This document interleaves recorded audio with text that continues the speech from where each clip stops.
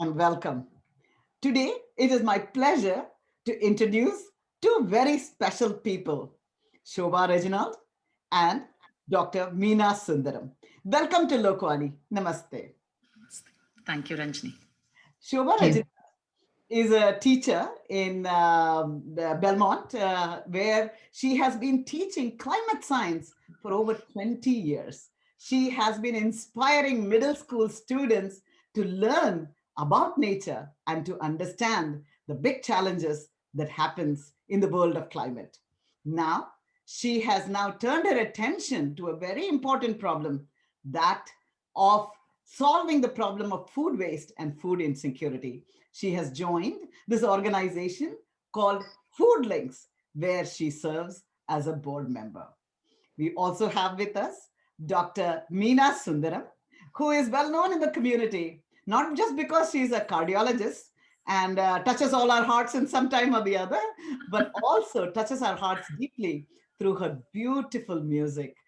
She has been using her musical talent to raise funds for a variety of causes. And today, that cause is to solve the problem of food insecurity. Thank you so much, Shobha and Meena, for joining the call today.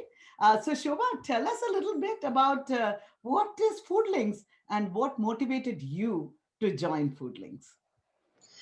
Well, um, I love that we all have the opportunity to do so much to support programs in India, which I definitely do. But I also felt I wanted to do something locally in the community that I live in. So a few years ago, I heard about FoodLink and how they rescue food from near local grocery stores. They sort through it and collect only the best food that we get from the grocery stores. And then we move this food to people who are food insecure, people who really need it. Um, so it started as a very small organization. It's just really started with our founders in 2012. Uh, when they went to pick up some food for an after school event that the PTA was organizing from Panera, and they saw all the leftover bread that Panera had, and they were just shocked at how much food that Panera was going to throw away at the end of the day, and they just thought we couldn't let this happen. So they talked to the management and asked, could we get that food from you at the end of the day? And the management agreed. And in the beginning, it started with them just bringing the food home. Then they started getting items that they needed refrigeration. So then they had refrigerators at home. And it grew from such a, homegrown thing into now we're really, this last year, we rescued 1,200,000 pounds of good, fresh food, Wow. fed over a million people. That was 1 million pounds of food, serving at least 20,000 community members in our local area. So it's You need to tell me, what does it mean to rescue food? What does I don't even understand this concept of food waste and rescuing of food, and then feeding those who don't have food. I mean, all of these insecurity and food waste. Could you tell us a little bit about that? I am not quite sure I understand. all right. Let me first address the problem of food waste. In America, we have something called the food system, which is very complex. As you can imagine, farmers have to grow the food has to get transported, it has to be stored in refrigerators, it has to be moved to grocery stores. I mean, there are a lot of steps in this. In this process of food moving through these various steps, last year we ended up wasting about 35% of the food that had been produced. Wow. 35%, which really ended up being 72 billion tons of food. Wow. So there is just enough of food we produce, and yet we live in a country where about 50 million people are food insecure. To be food insecure in America means that you do not have the resources, you do not have the money to go purchase all 3 meals in the day. We are an affluent country. Yes, there are programs like free lunches and free breakfast at school. There are food pantries, but all of these places do need to get their food from someplace to help the needy. So we have grown into an organization that serves many communities in Eastern Massachusetts as we bring some of the food that we rescue from grocery stores and we take it to the food pantries and low-income housing projects and places like that. So, and it really is run by a team of about 250 very committed volunteers. There are days, so far in January, there was one day where it was 7 degrees outside, and I was outside 7 in the morning at Trader Joe's collecting food. There was one day where it was raining. It wasn't so cold, but it was raining. It was about 40 degrees. It was raining so badly that my heavy down jacket was drenched with water. It took 2 days to run out, to dry it out. But my commitment is there because of the immense quantity of food that we can collect from every grocery store that's willing to give it to us. And it's good food, it's surplus food. And I know people think that, okay, if the grocery stores don't want it, it must be bad food. It must be stuff that I wouldn't want to eat. Right. But I want to show it to you. So today I took the trouble to go down to our hub where we collect the food and keep it for sharing tomorrow. This is a squash. Notice perfect color. This is a pear, still so firm. I'll have to wait for some time before it gets soft enough to eat. We had organic chicken in the freezer, came to us frozen. This is it's just surplus. There's a problem with the food system. It's not a problem with the food we're getting, it's a problem with the food system. And if you didn't take it, it would have been thrown. It would have been thrown. Trader Joe's in particular, they incinerate their food, which means they just take it, they burn it, and they use that to make electricity. But if in landfills in America, about 25% of what ends up in landfills is food that is just thrown there. Oh my God. And this is one of the reasons I'm so drawn to this, is because when food gets into landfills, it makes methane. Yeah. Methane is a greenhouse gas that traps 25 times more heat than carbon dioxide. Yeah. Not 25% more heat, 25 times more heat.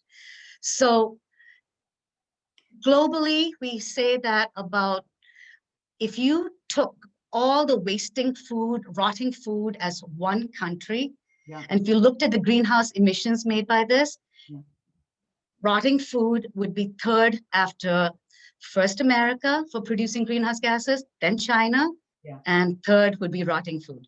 It's that much of an impact on climate change.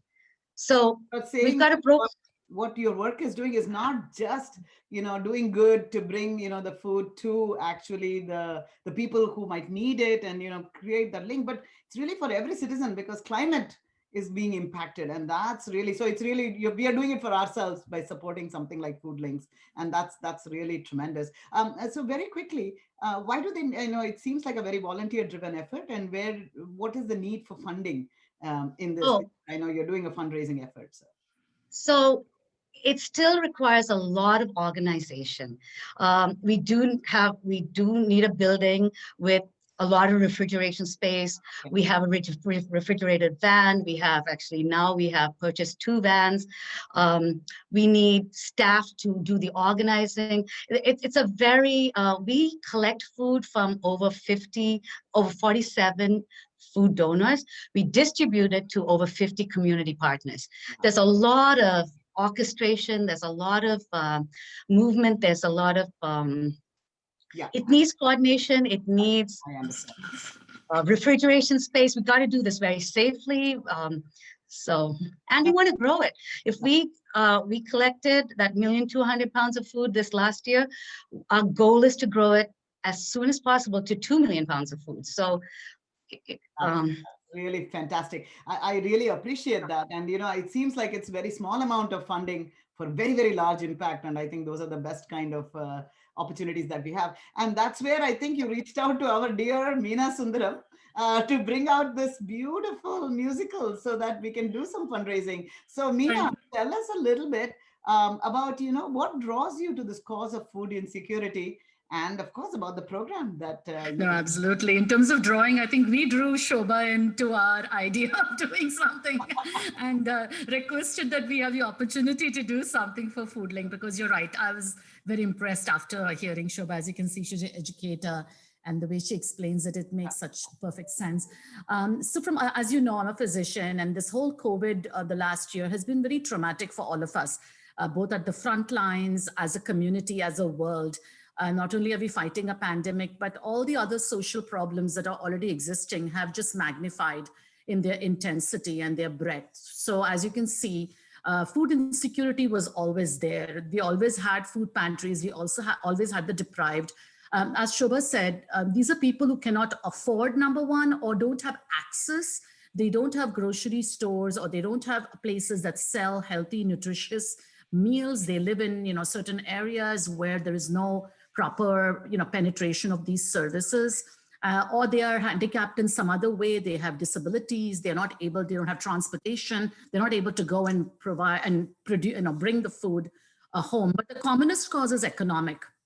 And with the pandemic, there's been, as you know, devastation disproportionately of sort of daily wage jobs, many of the workers, hourly wage jobs.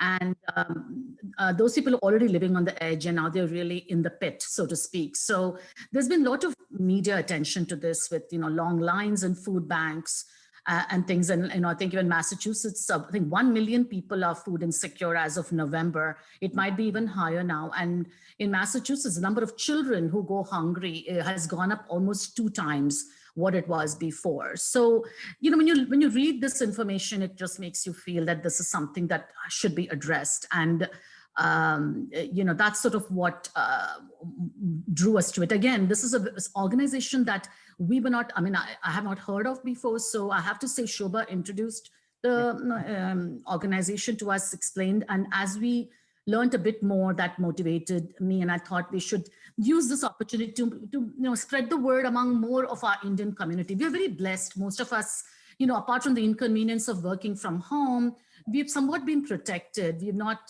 seen the economic impact of this pandemic, luckily. And so maybe we're still in the position to do something and help others. Actually, I should say I live in Burlington and I serve on the board of the People Helping People, which is our food pantry here. And yes, while many of us are very blessed, there are in our community, there are South Asians who are also impacted. It's not all uniform and heterogeneous. So, and I see this every day in our food pantry outtake has increased tremendously during COVID. And it just, Burlington is not, I would call a poor community, and yet you see needs, and especially the seniors, for example, they are on very fixed income. There's a lot of challenges. So I think absolutely. No, you're right. There's also a hidden kind of an epidemic, because they could be your neighbors, they could be your friends.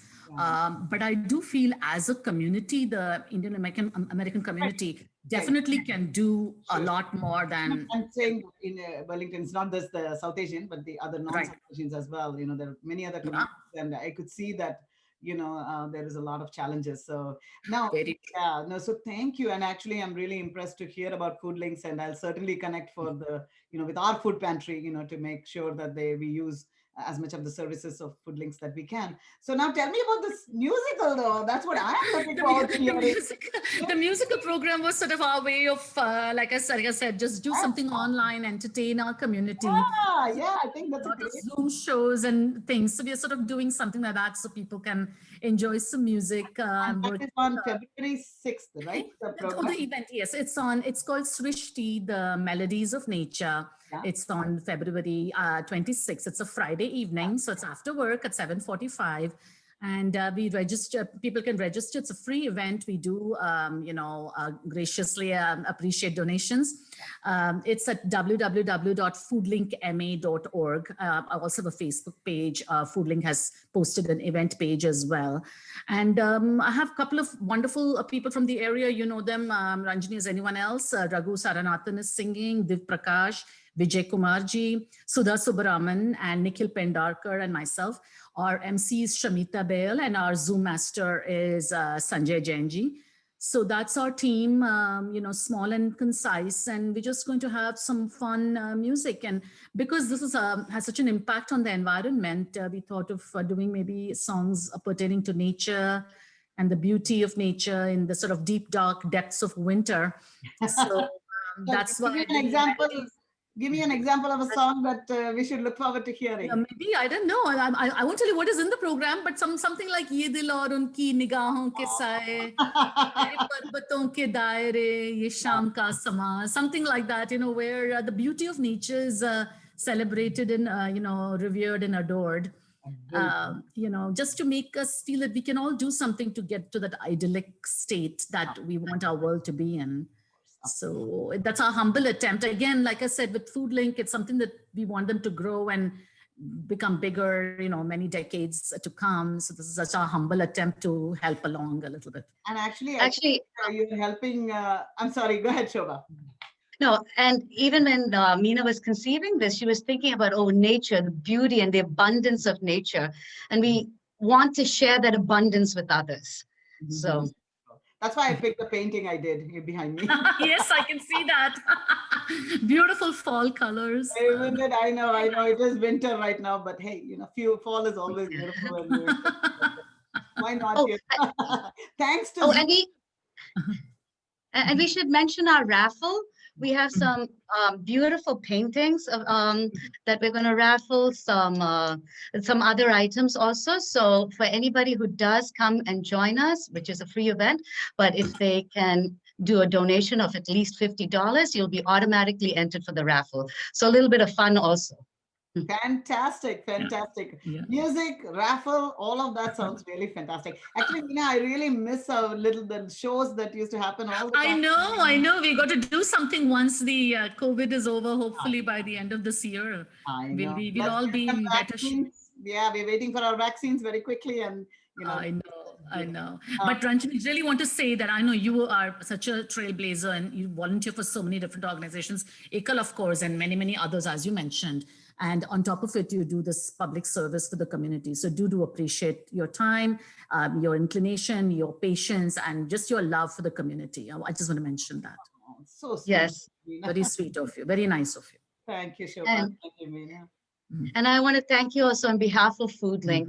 It's well known among the non-Indian community members in Arlington and Lexington and other local towns, but I really appreciate this opportunity to help us reach our community, to help our community to know how we can be involved in our local community that we live in. Right. So I think that's so important. Thank you, Shobha. I think for bringing that awareness, I think ever since I joined People Helping People, I really find that, that all of us, actually South Asians love to give, and Annadanam, Mahadanam, always, yes. We're always trying to give back. Yes. Annadanam is something that we really like to do. And in India, I know we used to do it on birthdays or, on other special occasions. Yeah. I really think that we can start doing these kind of donations during birthdays and other things, because I think the karma that we earn is very big, and certainly something that I think we should think about, so replacing our Annadanam in charitable things that we used to do in India by doing to these kind of charities, I think can only be good. A combination.